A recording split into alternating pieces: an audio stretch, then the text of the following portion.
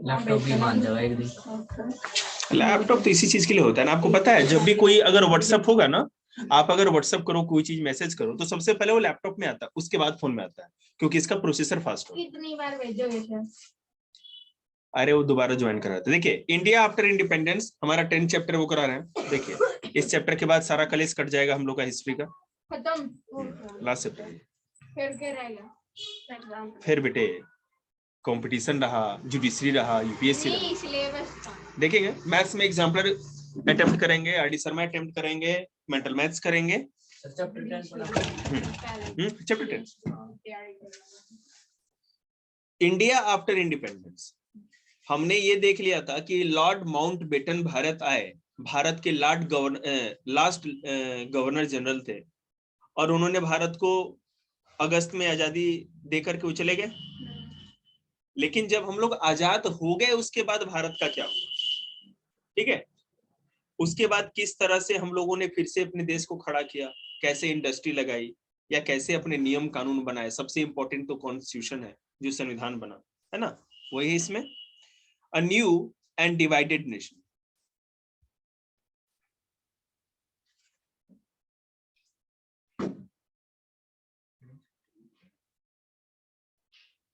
राजघाट जहां भी है, हुआ क्या, आजादी मिलने के कुछ दिनों के बाद ही, ठीक है, आपको पता है जब हमें आजादी मिली तो भारत दो हिस्सों में बढ़ चुका था, एक था भारत और दूसरा पाकिस्तान। हम लोग 15 अगस्त को आजाद हुए और पाकिस्तान को 14 अगस्त को ही आजादी दे दी गई थी। भारत और पाकिस्तान का वैसे बंटवारा 3 जून 1947 को हो चुका था। सब 1947 की ही बात है। 3 जून को बंटवारा हो गया, दो अलग अलग देश हो गए।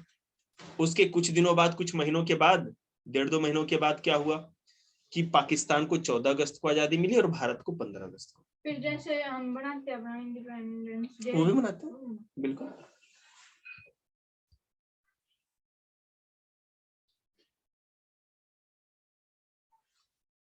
देखिए पहले मैं थोड़ा बहुत चैप्टर में इंटरेस्ट पैदा कर दूं, उसके बाद एनसीईआरटी के लैंग्वेज को यूज करेंगे। हुआ क्या, आपने पार्टीशन से रिलेटेड है ना मूवीज देखी होगी, स्टोरियां सुनी होंगी विभाजन से। दोनों तरफ, इधर जो मुसलमान रह गए थे वो अपने देश पाकिस्तान जाना चाहते थे, और उधर जो हिंदू रह गए थे वो भारत आना चाहते थे, ठीक है। तो इस पार्टीशन के कारण, विभाजन के कारण ये जो हुआ, लाखों लाख लोग दंगों में मारे गए, ठीक है। वहां पर से रातों रात अनाउंस किया गया जिसको भी जाना है छोड़ के चले जाइए।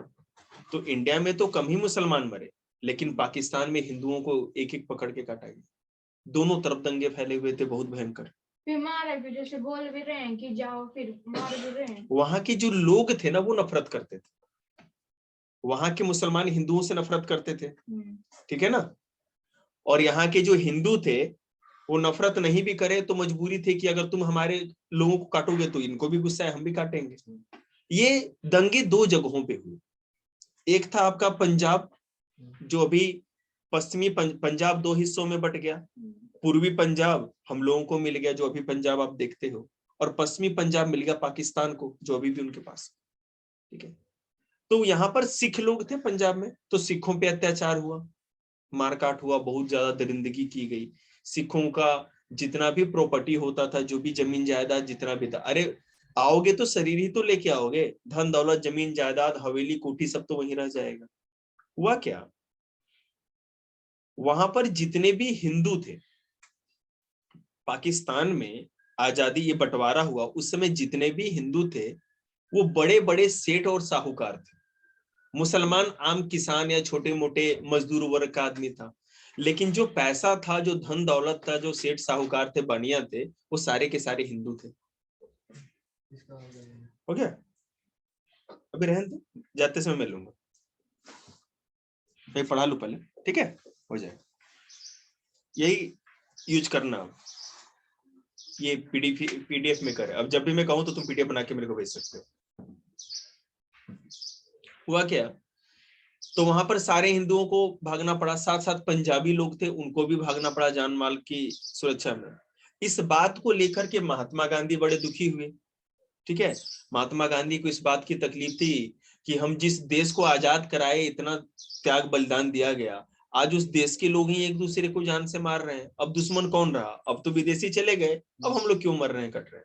इन्होंने बहुत सारा जगहों पे जाकर के विनती की, रिक्वेस्ट की कि ऐसा नहीं होना चाहिए। सब मुसलमानों को भी समझाया, हिंदुओं को भी समझाया। और दूसरा बांग्लादेश था। अभी जो बंगाल है, जो बांग्लादेश है, 1947 में वो पूर्वी पाकिस्तान कहा जाता था। वहां पर जितने भी मुसलमान लोग थे, हिंदुओं को काट रहे थे, ठीक है, कि बांग्लादेश से बाहर निकले। इस तरह से बहुत ही विपत्ति थी।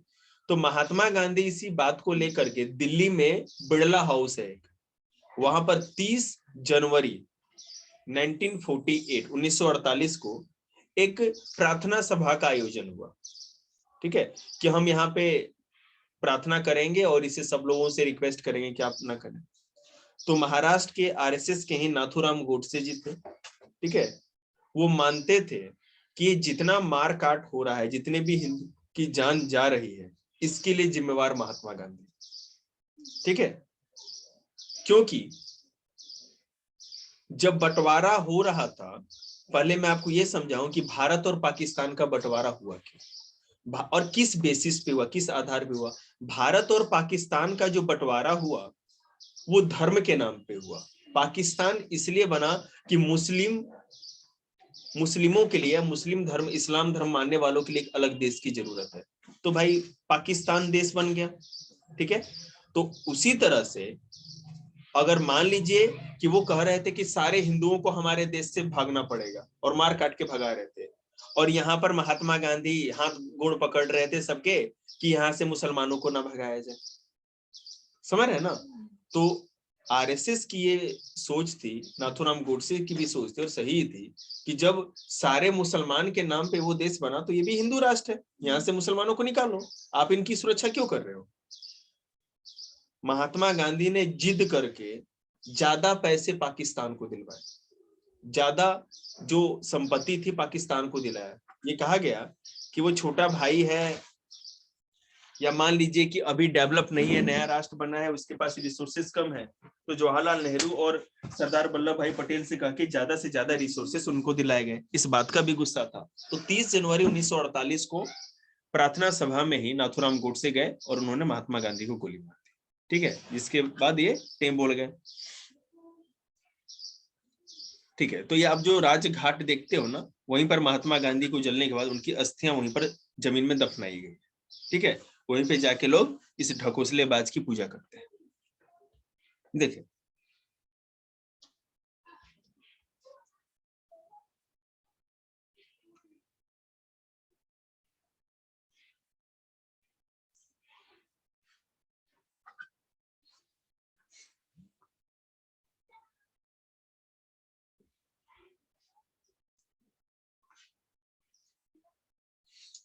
जब भारत आजाद हुआ तो भारत के पास सबसे बड़ी प्रॉब्लम क्या थी, समस्या सबसे पहली ये थी कि भारत में अब लड़ाई अंग्रेजों और भारतीयों के बीच में नहीं थी, अब लड़ाई थी छोटी जात की बड़े जातियों से, हिंदू की मुसलमान से। मतलब धर्म के नाम पर और जाति के नाम पर ये सारा का सारा युद्ध हो रहा था, लड़ाई दंगे हो रहे थे, ये एक समस्या थी। भारत की पॉपुलेशन भी बढ़ती जा रही थी, तो गरीबी बढ़ रही थी। जो लोग ज्यादा जनसंख्या बढ़ रही है, सरकार के पास खाना खिलाने को अनाज भी इतना नहीं होता था कि सब लोगों का पेट भर सके, ठीक है, तो बड़ी बुरी हालत थी। लेकिन इससे भी पहले क्या था कि हम लोग आजाद हुए तो हम लोगों को एक कॉन्स्टिट्यूशन या संविधान बनाना था। मैंने पिछले चैप्टर में शायद आपको बताया होगा कि कैबिनेट मिशन भारत आया था 1946 में। 1946 में कैबिनेट मिशन भारत आता है, उसने भारतीयों को संविधान बनाने का अधिकार दिया। अंग्रेजों ने कहा कि आप अपना संविधान खुद बनाओ। हम लोगों ने कहा कि हम लोग जो संविधान बनाएंगे तो उसमें संविधान सभा या कॉन्स्टिट्यूएंट असेंबली के मेंबर्स होंगे, सदस्य होंगे। जैसे अभी पार्लियामेंट में 552 सीट है, मतलब कि मैं अगर केवल लोकसभा की बात करूं, और राज्यसभा में 250 है, लेकिन 552 में से 552 में से 545 ही सीट भरी जाती है, ठीक है। जो 5 जो या जो एक्स्ट्रा जो भी सीट खाली रहती है, वो जो पाक ऑक्यूपाइड कश्मीर है ना, जिस कश्मीर पे पाकिस्तान ने कब्जा कर रखा है, वहां की सीट रखी जाती है हर साल। तो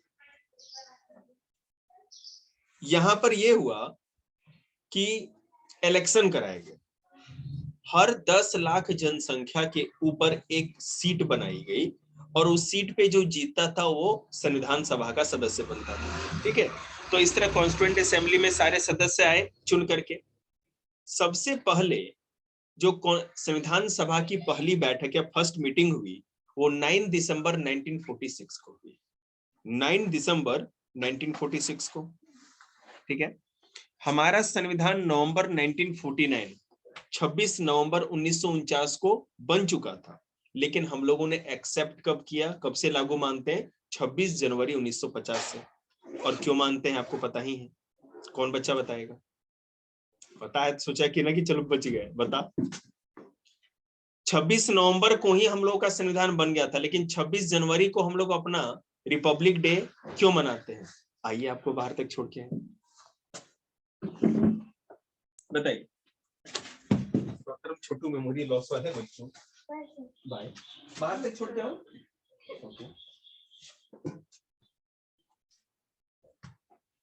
ज्ञान से भी ज्ञानी बच्चों, इसीलिए मैं कहता हूं नोट्स लिखो। नोट्स लिखोगे तो आपको हमेशा याद रहेगा, और उस नोट्स को ऐसे रजिस्टर पे लिखना ना जो कि जिंदगी भर आपके साथ रहे। किसी भी कंपटीशन में आपको 6ठी से लेके 12वीं तक एनसीईआरटी नहीं पढ़ना पड़े और ना साइंस पढ़ना पड़े, वो उसी चीज के लिए लिखा है। 26 जनवरी 1930 को 1930 को लाहौर सेशन होता है, लाहौर अधिवेशन कांग्रेस का। वहां पे रावी नदी के किनारे जवाहरलाल नेहरू तिरंगा फहराते हैं और पूरे देश में उसी दिन प्रथम स्वतंत्रता दिवस या फर्स्ट इंडिपेंडेंट डे मनाया जाता है। ठीक है, और उसी दिन के याद में हम लोग भी 26 नवंबर को नहीं 26 जनवरी को ही रिपब्लिक डे मनाते हैं। समझ में आई बात आपको? फिर से बताऊं, 26 जनवरी 1930 1930 को पहले तो भारत और पाकिस्तान एक था, तो लाहौर भी भारत में ही था। लाहौर में कांग्रेस का सेशन होता है, लाहौर सेशन।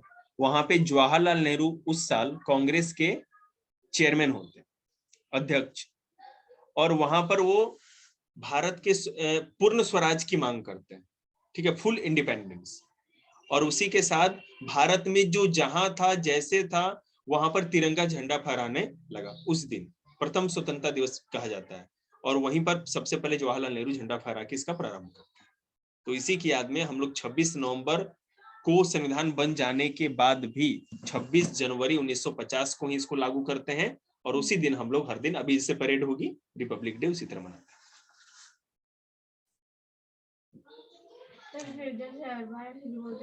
वहाँ पे ब्लास्ट हो सकता है। कहाँ पे? वो इंडिया गेट। अरे कहने में क्या जाता है, तुमको लग रहा है इंडिया में कम है क्या? अरे भाई ऐसा सिस्टम लग रखा है, तुम दिल्ली कितनी सुरक्षा में पता भी है तुमको? वो सेंट्रल दिल्ली कोई छोटा मोटा इलाका मत समझिएगा। इंडिया कुछ नहीं, अटैक नहीं हो सकता। जा सकते हैं, बिल्कुल जाइए आप लोग, कुछ नहीं होने वाला। फ्रेंचाइजीज का मतलब होता है, उसके बाद क्या हुआ, हम लोगों ने जो अपना संविधान बनाया, कॉन्स्टिट्यूशन बनाया, आजादी के बाद पहला मेन काम था कि एक ऐसा कानून का किताब या एक ऐसा संविधान कॉन्स्टिट्यूशन बनाया जाए जिससे कि हमारा देश चल सके। तो वो संविधान था, कॉन्स्टिट्यूशन था। इसमें सबसे पहले क्या किया गया कि हम लोगों ने यूनिवर्सल एडल्ट फ्रेंचाइजी, सार्वभौमिक वयस्क मताधिकार दिया। मतलब सबको, जो भी इंसान 21 साल के थे उनको वोट का अधिकार दिया गया। ठीक है, लेकिन बाद में कॉन्स्टिट्यूएंट, मतलब क्या कहते हैं, कॉन्स्टिट्यूशनल अमेंडमेंट किया गया, संविधान संशोधन करके इस 21 साल की उम्र को घटा करके आगे के सालों में 18 साल कर दिया। ठीक है, लेकिन हमारा संविधान शुरू में 21 साल ही मानता था सभी को। वो किसी भी जाति, धर्म, लड़का लड़की है ना, कोई भी हो, उसको वोट का अधिकार। आपको पता है पूरे के पूरे यूरोप में किसी भी देश में जो अपने आप को बहुत मॉडर्न कहते हैं, बहुत बाद में जाकर के सेप्रोगेट मूवमेंट हुआ था। ठीक है, औरतों ने लड़ाइयां लड़ी थी डेमोक्रेसी के बाद भी, तब उनको वोट का अधिकार मिला, नहीं तो औरतों का वोट का अधिकार मिलता ही नहीं था। औरतों से सबसे अधिक भेदभाव ये यूरोप करता था पहले, सबसे अधिक भेदभाव। औरतें फैक्ट्रियों में काम करती थी, मेल्स के साथ, पुरुषों के साथ एक साथ, मैंने कि हस्बैंड वाइफ सब जाएंगे सारे। 18 मैंने क्या कहते हैं 12 घंटे अगर काम करना है, कोई मेल करता था उसको ज्यादा सैलरी मिलती थी और वहीं वुमेन को कम मिलती थी। समझ रहे हैं ये बात? देखिए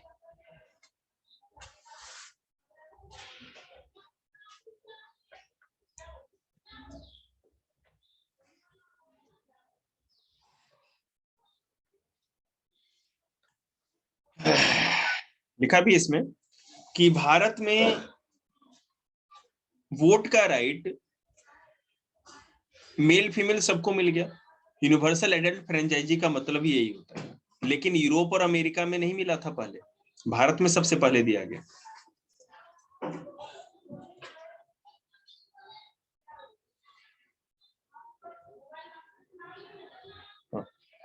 पहला चीज क्या था, देखिए मैं जो हाईलाइट करूंगा वो आप लोग देखना ऑनलाइन।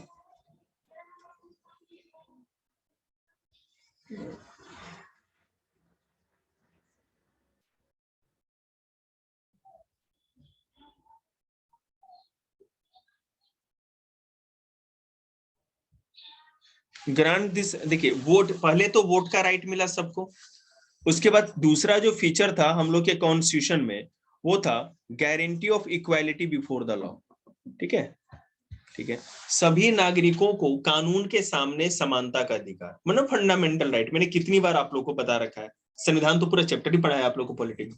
ठीक है, तो सभी लोगों को राइट ऑफ इक्वालिटी था। कानून के सामने कोई आदमी किसी भी जाति का हो, अमीर हो, गरीब हो, किसी भी तरह का हो, ताकतवर हो, कमजोर हो, कानून की नजर में सभी लोग बराबर थे। उसके बाद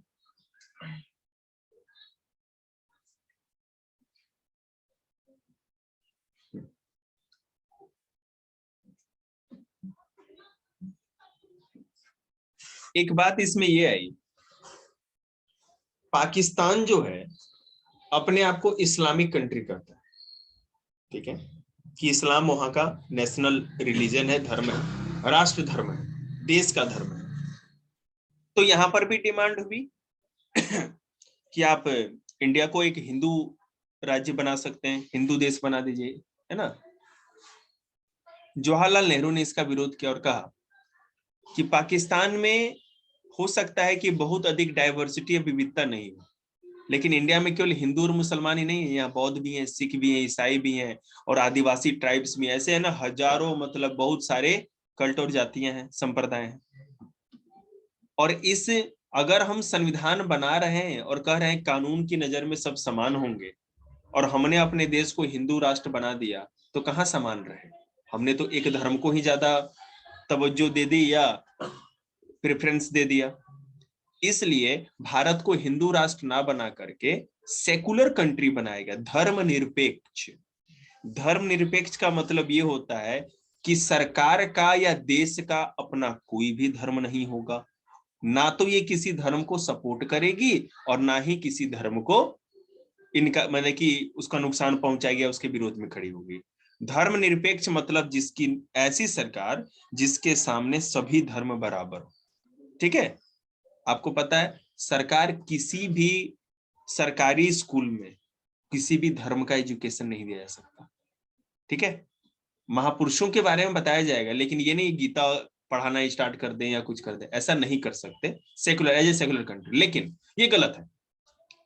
अभी मैं आपको बताऊं, अब हो सकता है कि सरकार गीता भी इंट्रोड्यूस करे, कुछ इंडियन टेक्स्ट जो है, क्योंकि गीता एक धर्म नहीं है, एक बहुत बड़ा एक फिलॉसफी है, एक ऐसी किताब जिससे लोग को जीवन जीने का, है ना, मतलब कि ज्ञान मिलता है कि कैसे लाइफ जीना चाहिए।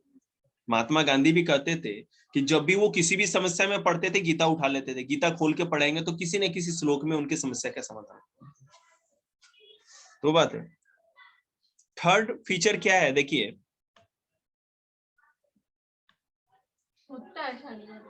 क्या बेटा, बिल्कुल बहुत बार। हाँ, रामचरितमानस मैंने 10 से 15 बार पढ़ रखी है, और आपसे एक क्लास आगे थे, तब 9th क्लास में पढ़ना स्टार्ट किया था। तो ये नहीं है कि आप अगर कहीं गीता पढ़ने लगे, रामायण पढ़ने लगे तो बाबा बन जाए, ऐसा कुछ नहीं, सब कुछ पढ़ना चाहिए। ये सब बात कहाँ से, कोई सिलेबस का थोड़ी करते हैं, पढ़े होंगे तभी तो बताएंगे ना आपको।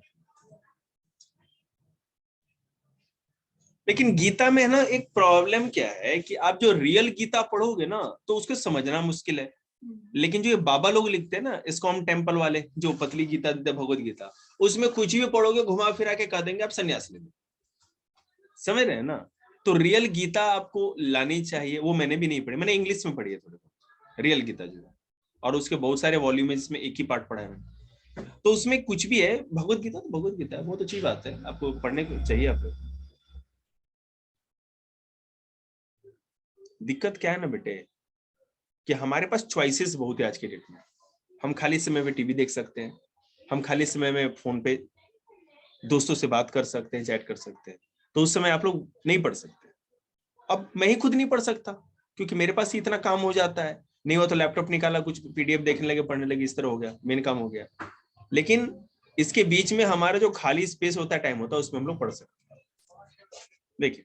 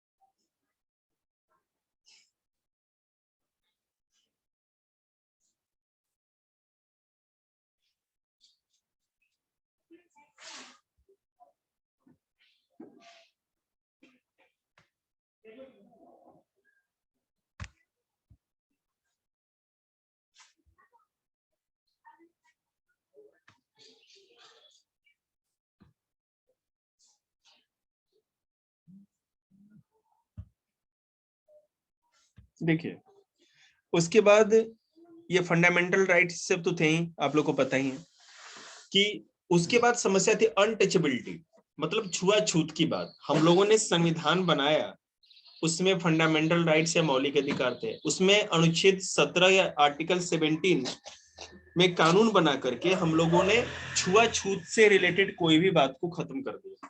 ठीक है, किसी भी इंसान को उसके जाति के आधार पे आप नीच, उसके साथ नीचता का व्यवहार नहीं कर सकते या अपमान का व्यवहार नहीं कर सकते। उसके बाद देखिए एक प्रॉब्लम क्या हुई, हम लोग जो थे अपने आप को फेडरल कंट्री कहते थे, फेडरलिज्म, संघवाद। ये क्या है, आप जैसे 10th क्लास में जाओगे ना, अभी दीदी ने पेपर दिया था, और जो मैं coming together and holding together federalism, एक ये कॉन्सेप्ट आएगा आपको पढ़ने के लिए।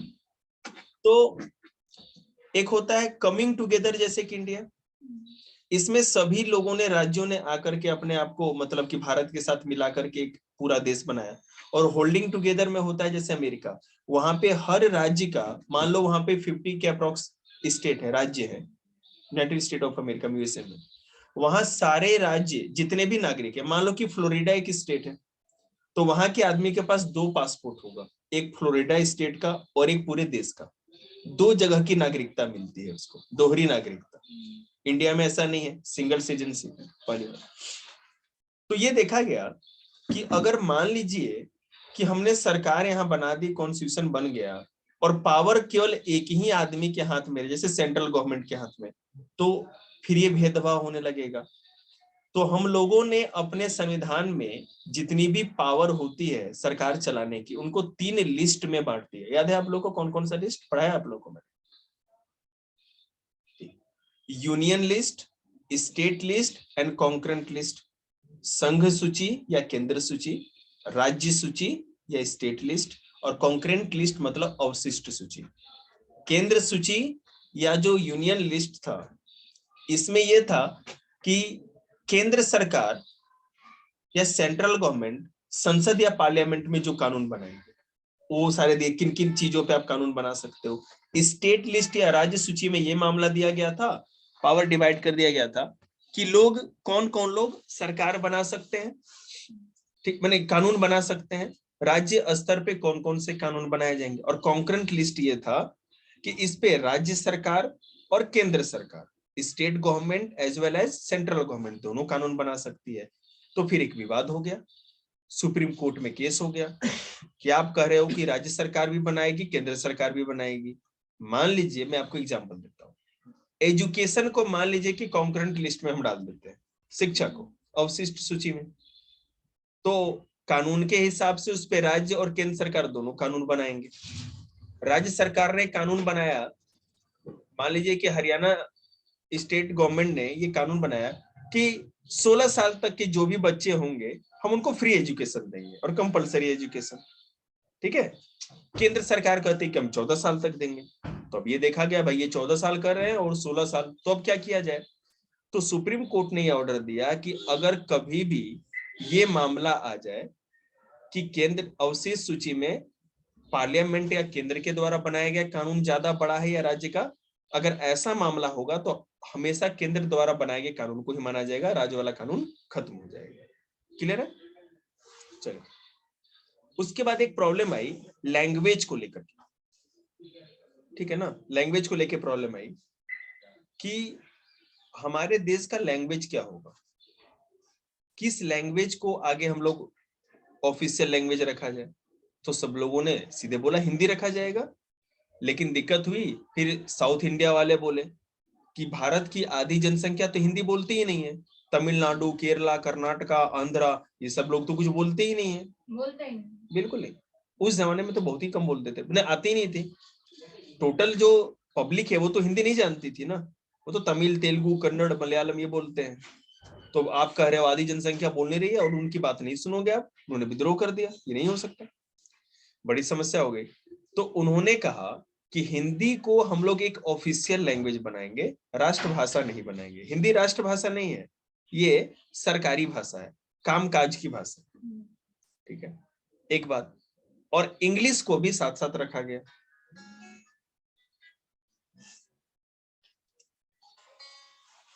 हेलो, हाँ नमस्ते बेटे। हाँ आती है, अरे बिल्कुल पहले क्लास से मिलता है, और नहीं मिलेगा ना तो बैजू वाला थी नेट से कर लेना, बैजू पे वाले पे वेबसाइट पे चले जाना, सॉल्यूशन डाल देना, आ जाएगा उस पर। थर्ड क्लास का एनसीईआरटी का सॉल्यूशन, और थर्ड क्लास के एनसीईआरटी के सॉल्यूशन की जरूरत पड़ती होगी, खुद से निकलेगा। सर ये बैजू कौन सा ऐप है?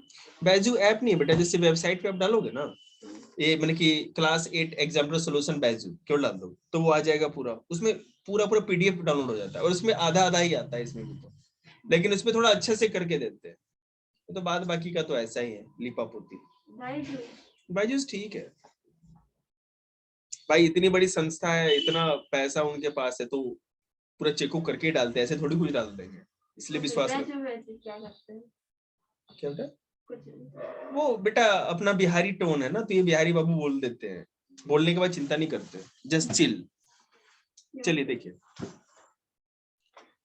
तो प्रॉब्लम आई, तो उन्होंने क्या कहा कि ऑफिशियल लैंग्वेज हमको हिंदी को हमने बना दिया, English would be used in the courts, और इंग्लिश को कोर्ट में, मतलब अदालत की जो लैंग्वेज हुई वो इंग्लिश बना दी गई, क्योंकि जितने भी नियम कानून थे सब इंग्लिश में कॉन्स्टिट्यूशन लिखा गया था, हिंदी में कौन लिखेगा। दिक्कत तो ये थी ना, क्योंकि हम लोगों ने जो भी अपना संविधान बनाया अमेरिका से, ब्रिटेन से, दूसरे दूसरे देशों से उठा के लिख दिया है, ये बात थी। किसने लिखा था? सभी लोगों ने, लेकिन आपने पूछा है तो बताएंगे, मधुमक्खी के छत्ते में हाथ डाल दिया आपने। B R. Ambedkar drafting committee, constitution, हमारा जो संविधान सभा था कॉन्स्टिट्यूंट असेंबली, उसमें ड्राफ्टिंग कमेटी थी। ड्राफ्टिंग कमेटी का मतलब ये होता है कि लिखा कैसे जाएगा, उसके चेयरमैन थे, मतलब उस कमेटी के उसमें बहुत सारे लोग थे और वही उसके हेड थे। तो आप एक तरह से कह सकते हो कि उन्हीं के निर्देश पे या डायरेक्शन पे, या उन्होंने जिस तरह से बताया, पूरा का पूरा भारत का संविधान लिखा गया। किस नाम से है कॉन्स्टिट्यूशन की बुक? द कॉन्स्टिट्यूशन करके आ जाएगा, पूरा पीडीएफ आपको आ जाएगा, मतलब 4-5 हजार पेजों का पूरा नेट पे पीडीएफ डाउनलोड हो जाता है। जैसे जुडिशरी की तैयारी करते हो तो पढ़ना पड़ता है, वो रखा हुआ होता है, केवल पढ़ना तो पड़ता है, लेकिन उतनी ज्यादा डीपली जब जरूरत पड़ती है तभी जानना पड़ता है। जुडिशरी की तैयारी के लिए बेटे आप ये मत सोचिए कि सारे कानून की किताब पढ़े, बहुत कम पढ़ना पड़ता है, कुछ भी ज्यादा नहीं पढ़ना पड़ता। वैसे ही फिर भी जुडिशरी की तैयारी बेटा पीटी मेंस और इंटरव्यू की तरह होता है, और उसमें भी आपको सिलेबस होता है, क्या क्या पढ़ना है आपको। जैसे कि इंडियन कॉन्स्टिट्यूशन तो पढ़ना ही है आपको, आईपीसी होता है, इंडियन पेनल कोड होता है, हिंदू लॉ होता है, मुस्लिम लॉ होता है, ये सारे के सारे है ना, ये सारे पढ़ना है। और यूपीएससी का भी सिलेबस होता है, हाँ मतलब सारे पेपरों का होता है। बिल्कुल, उनका सिलेबस दिया रहता है, उसी हिसाब से आपको तैयारी करनी है। चलिए कहाँ चलेंगे? मार्च पे? ना, वहां पर तो अभी दिक्कत है, पेड़ पौधा नहीं लगा है, ऑक्सीजन प्लांट भी नहीं लगा है। कोई नहीं सर, आप लगा देना। पढ़ा लोगे? पढ़ा लेते हैं। Many Indian contributes to the farming of the constitution, framing of the constitution, but perhaps the most important role was played by Dr. B.R. Ambedkar। जैसा आपने पूछा वही लाइन लिखी। बहुत लोगों ने संविधान को फ्रेम करना मतलब लिखना क्या काम किया, लेकिन डॉक्टर B.R. अम्बेडकर का सबसे बड़ा रोल था। और मैंने जैसा कि आपको बताया, आप लोग तो इंटेलिजेंट बच्चे हैं, बताने की जरूरत भी नहीं थी मुझे। Doctor B.R. Ambedkar who was the chairman of the drafting committee, है ना, and under whose supervision the document was finalized। उन्हीं के सुपरविजन से कॉन्स्टिट्यूशन जब लिखा जाता था ना, तो उनके सामने दिया जाता था और वो पढ़ के देखते थे सब कुछ सही है कि नहीं, और तब जाके वो पास होता था, आगे जाता। गलत होगा तो उसमें बताएंगे कहाँ सुधार करना है, उसमें करेक्शन करेंगे, वो लास्ट वही अथॉरिटी है उनके हाथ में था जी। और एक बात ये बता दें, B.R. अम्बेडकर जब कॉन्स्टिट्यूशन फाइनलाइज हो रहा था, ये सब कुछ हो रहा था, इतना दिन रात ये मेहनत कर रहे थे ना, हमेशा ये देखते रहना, पढ़ते रहना, कि इससे इनकी ब्रेन पे असर हो गया और बहुत जल्दी इनकी मृत्यु भी हो गई। उस जमाने में इतनी टेक्नोलॉजी नहीं थी कि पीडीएफ डाल दिया और दर दर दर दर दर कॉपियां निकल रही हैं, सब कुछ हैंड रिटन होता था। अभी भी जो नेशनल आर्काइव है, पार्लियामेंट का भी आर्काइव मतलब कि जहां सरकारी दस्तावेज सुरक्षित रखे जाते, लाइब्रेरी टाइप का होता है, वहां पे हैंड रिटन कॉन्स्टिट्यूशन जो पहला था वो रखा गया, जिसपे सब लोगों ने सिग्नेचर किया था, वो म्यूजियम में रखा हुआ सारा।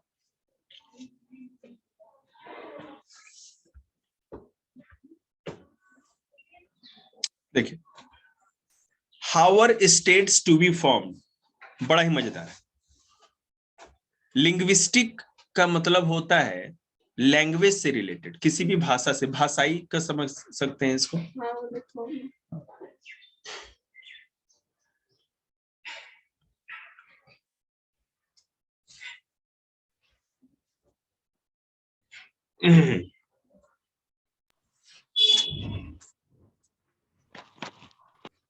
देखिए,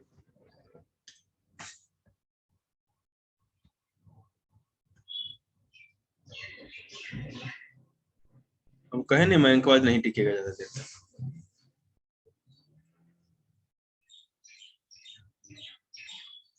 कब का है सर? एक सेकेंड बेटा,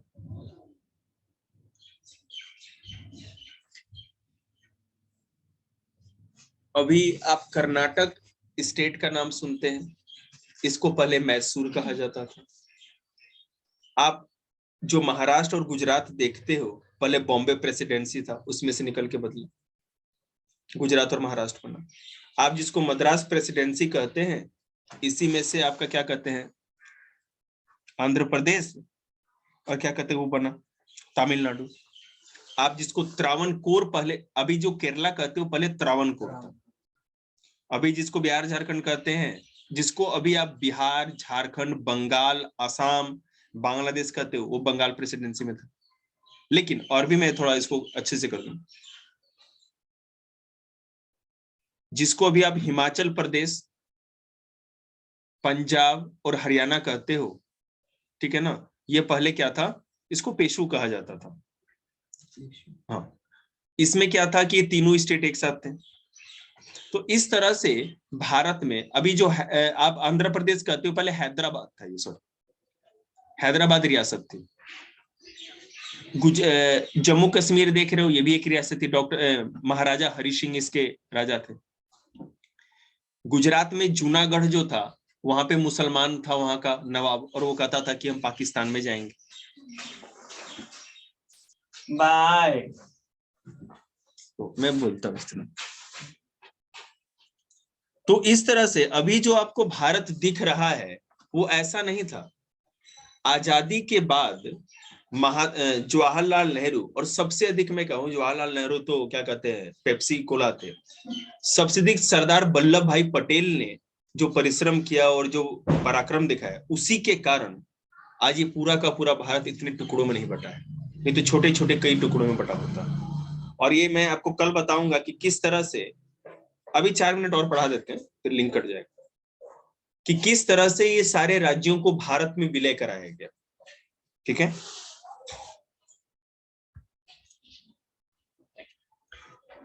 पोत्ती श्रीरामल्लू, छोटे मोटे मत समझिएगा इनको, पोट्टी POTTI, अब आप जो प्रोनाउंसिएट कर सकते हैं, पोत्ती, पोत्ती श्रीरामल्लू। ठीक है, ये आंध्र प्रदेश के थे। इन्होंने 52 दिनों का, कितने 52 या 55 दिनों का आमरण अनशन किया और कहा कि तेलुगु जो वो लोग बोलते हैं, आंध्र प्रदेश में तेलुगु बोलते हैं, उनके लिए एक अलग राज्य हमें दो, जिसको आंध्र प्रदेश कहा गया। तो हम लोगों ने सोचा कि अगर कॉन्स्टिट्यूशन बनाने वाले जवाहरलाल नेहरू ने और लोगों ने कि अगर इसी तरह सब लोग अपनी अपनी बात कहते रहेंगे कि हमको तमिल वाले उस नाम पे दे दो, कन्नड़ वाले इस नाम पे दे दो, तो इस तरह से तो भारत में बहुत सारी भाषाएं बोली जाती है, भारत बहुत टुकड़ों में बट जाएगा, ये तो हो नहीं सकता। लेकिन इतना ज्यादा दबाव ही सरकार पे बन गया कि भाषा के आधार पे, ये जीके का क्वेश्चन है, लैंग्वेज के आधार पे भारत में बनने वाला पहला राज्य आंध्र प्रदेश था, 1952 में बनाया। ठीक है, तेलुगु भाषा जी। तो बताओ केरला में कौन सी लैंग्वेज बोली जाती है? लंगी डांस। यार तुम लोग बिल्कुल मतलब मेमोरी के नाम पे केवल तुम लोग का जीबी खाली ही है। सबसे पूछ रहे हैं, तुमसे नहीं भाई। तड़बड़ंड, कर्नाटक, तमिलनाडु का तो सबको पता है, तमिल बोली जाती है। आंध्र प्रदेश अभी बताया आपको, याद रखो, ये तो छोटे बच्चे चौथी क्लास के बता रहे। केरला मलयालम, कर्नाटक कन्नड़, ठीक है, आंध्रा तेलुगु, तमिलनाडु तमिल। इनको क्लासिकल लैंग्वेज कहा जाता है। देख लो मैं और आगे क्या पढ़ाऊंगा। क्लासिकल लैंग्वेज तो ये 4-5 ही मानी जाती है, संस्कृत को भी उसमें माना जाता है। कहाँ बोली जाती है? कर्नाटक का एक छोटा सा गांव है, ठीक है, जहां पर पूरा का पूरा गांव अभी तक छोटे बच्चे से लेकर बूढ़े तक सब लोग संस्कृत में ही बात करते हैं, सब कुछ करते हैं। और तमिल में भी कुछ कुछ संस्कृति होती है। क्या बेटा? तमिल में भी कुछ कुछ संस्कृति होती है। बेटा क्लासिकल लैंग्वेज ही तो वही हुआ ना, क्लासिकल जो हमारे सदियों से वेद परंपराओं से लिए गए हैं। और मलयालम, कन्नड़, तमिल, तेलुगु और ये संस्कृत, ये सब संस्कृत से ओरिजिनेट है, ये सारे भाषाएं। और तमिल बिल्कुल संस्कृत से सही बोल रही है, रंगस्वामी, है ना। ये जो होता है ना, बिल्कुल ये जो टोन है, ये संस्कृत की टोन है ये पूरी। हम लोग हिंदी जो भाषा बोलते हैं ना, इसके जो हिंदी के जो जनक थे पिता, उसको भारतेंदु हरिश्चंद्र कहा जाता है। और आजादी के बहुत सालों बाद, सबसे बाद में हिंदी आई है। हम लोग जो हिंदी बोलते हैं उसको हिंदवी कहा जाता था, उर्दू और हिंदी मिक्स। और पता नहीं अब हम लोग कौन सी हिंदी बोल रहे हैं, इतनी सारी भाषाओं को मिक्स। मैं तो भोजपुरी भी मिक्स कर देता हूँ कभी कभी।